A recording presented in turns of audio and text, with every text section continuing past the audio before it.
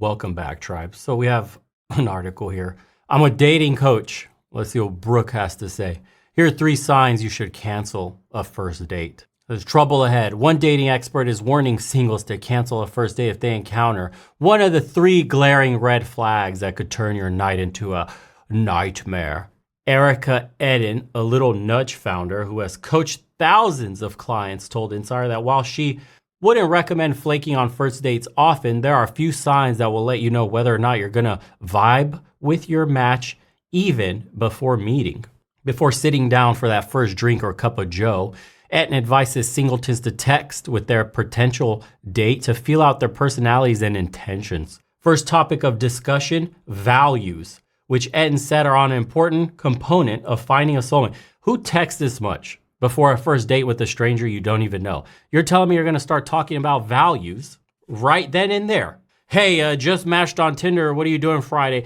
Before we set up this date, I need to know what your values are. You can be anybody online. It doesn't matter. You can pretend to be whoever you want. You can have whatever values you like. The only way to feel a person out is in a date, in person. Body language is like 70% of how we communicate. Already this is messed up. Often they're not negotiable. Think kids or religion and could be an immediate deal breaker if they don't align. Why not find out ahead of time? Who the hell asks, what religion are you? How many kids do you want? If a guy asks a woman before they even meet, how many kids do you want? That's an automatic ick. Bruh. If you ask a woman, hey, religion, are you religious? What religion do you believe? What kind of interview shit is that? Clearly, again, women giving out dating advice is so cringe. This, again, from the perspective of a woman, only applies to women. They can ask stupid stuff like this because the guy's just trying to get in their pants. It doesn't really matter. The guy's going to give them the false answers that he knows that's what they're angling for. As long as you can meet in person and close the deal as a man, you'll say whatever you need to say on a stupid dating app or through text message. Horrible advice. Hey everyone, if you have a minute, please head over to legionofmen.store and grab yourself some cool merch as well. We have a bunch of limited edition designs, brand new stuff on the way, and all the proceeds go to supporting the channel. We don't want to be sponsored by corporations where we have to submit videos for review, have our speech impeded, or push any products that we don't use. So thank you so much to everybody that goes into the shop. Again, it's legionofmen.store. I'll put it up here for you guys. First time customers get a 10% off, and we have a bunch of great designs by artists from the community that watch the channel and support. They get proceeds as well, a percentage of everything that gets sold. So community funded through and through. And it's no synthetic fibers on any on our products. We're using cotton only, of course. I got your back from all those chemicals from synthetic fibers. Again, appreciate you guys. Let's continue. Also, if your date overshares or continuously references sex during the texting phase. So if that guy is trying to figure out, or he overshares all the questions you ask him, like what he wants out of his woman religiously, what he wants kids, family-wise, all that stuff, he's getting nexted. Thank you for letting us know. Keep texting to the bare minimum. It's for logistics only. Planning. Where are we meeting? When are we meeting? That's it. And recommends reconsidering that first date. She told Insider about a time a client arranged to meet up with a Hinge match, but ahead of their date, he asked why the client's marriage ended, explaining that his soured because he and his ex-wife weren't compatible sexually, but made sure to tell the client that he found her very attractive. The combination of those overshares were enough to put a red flag in her mind, and she decided to cancel. Bad-mouthing an ex is never a good look, especially before or on the first date. That part's true, for sure. Stop bringing up your exes. Don't talk about past relationships, period, on a first date. If someone talks poorly about an ex, especially before the first date, it could imply that they're not over their ex. That's very true. And that they're bitter in some way, or that they don't take any personal accountability for a relationship not working, Eden said. It's also very true. And while, again, men or women, it's so annoying when you go on a date and somebody is constantly bringing up their ex. Dude, there's damage there. Clearly you're not over it. Why are you back in the dating pool? Is this going to be a rebound thing where you're just looking to get laid to get your mind off? If you're dating with intention, that's already a red flag. If you're looking to have fun, that's a green flag for fun. This person is ready. They're actively engaging in hookup culture to try to get rid of the thought of their ex, which is going to fail spectacularly, but that's another issue. And while it's disrespectful of another person's time to cancel a date in the 11th hour, Etnan believes those 3 red flags are enough to warrant calling the whole thing off before it starts. Overall, for great success, and recommends sticking to her nifty acronym NATO, not attached to an outcome. In other words, what will be, will be.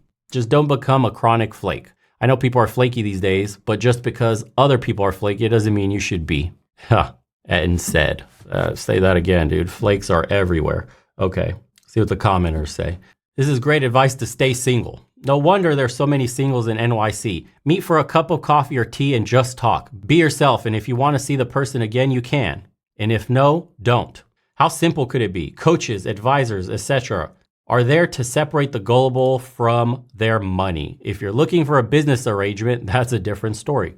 I'm so glad I fell in love the old-fashioned way. My hubby and I are married 53 years and act like newlyweds most of the time. I feel sorry for the people that think warning signs are necessary. Although it just may be a sign of the times, I'm glad I'm old. Lady, we wish we were all old like you too, trust me. My wife and I met in a bar during a snowstorm, and we were 2 of 7 people in the entire bar. Usually a couple hundred people are there. I was done with final exams and wanted to go out. I had a 4-wheel drive, so naturally I gave everyone a ride home. Some weeks later, she tracked me down. Look at that, the love story there, huh? Find out first if they're a Democrat. If so, run as fast as you can in another direction. Kind of funny because I'm sure a red flag for many, if not most men, would be if they start pushing about having kids on the first date. 100%. That's way too personal. I understand dating for values and not wasting your time, but dude, this goes for both men and women. Don't be so thirsty with the question. Don't even make the first date a question. The first date is just feeling someone's energy out and how they are personality-wise. Share fun stories, have laughs. The entire point of the first date is seeing on a fundamental level if you mesh, just being in front of a person. Okay, date 2 and 3 is where you start to get into, so where do you see yourself in the future? Ambitions, what do you want out of life? How many kids, family, are you close to them? All this stuff. Because if you turn into the date too much like an interview, you may potentially turn off somebody that's actually good for you. The first date should just be really lighthearted. That's the whole point of the coffee date, by the way. When we say try to skip the dinner date and go straight into a coffee date, because it's very low key, very low investment. It's just a feeler. Hey, do I like this person enough to actually take them out to dinner and then start figuring out who this person really is?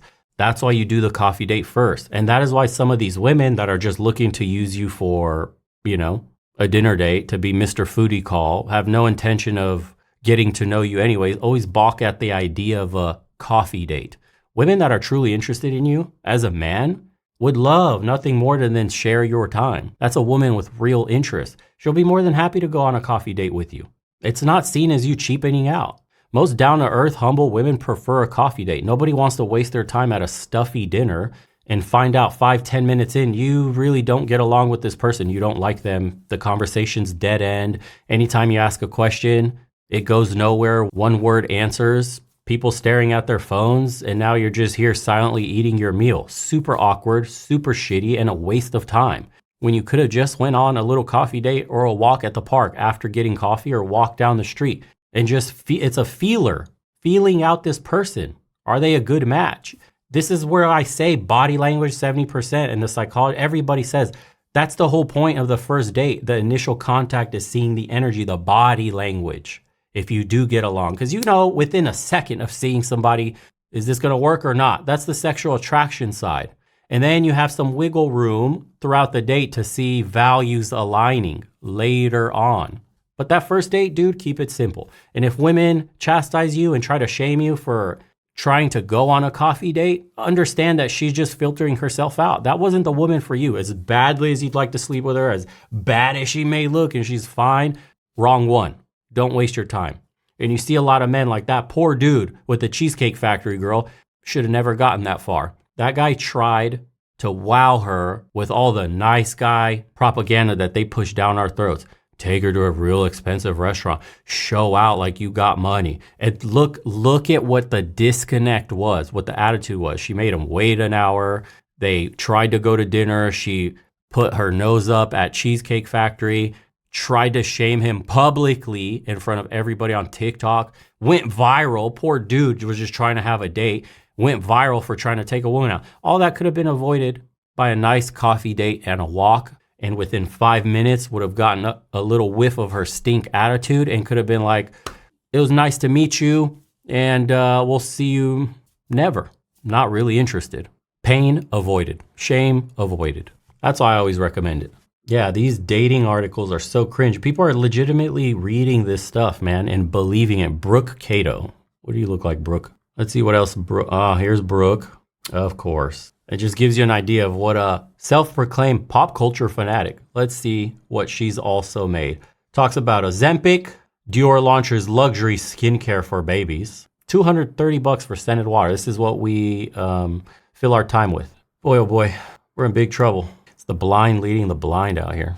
We'll see you guys on the next one.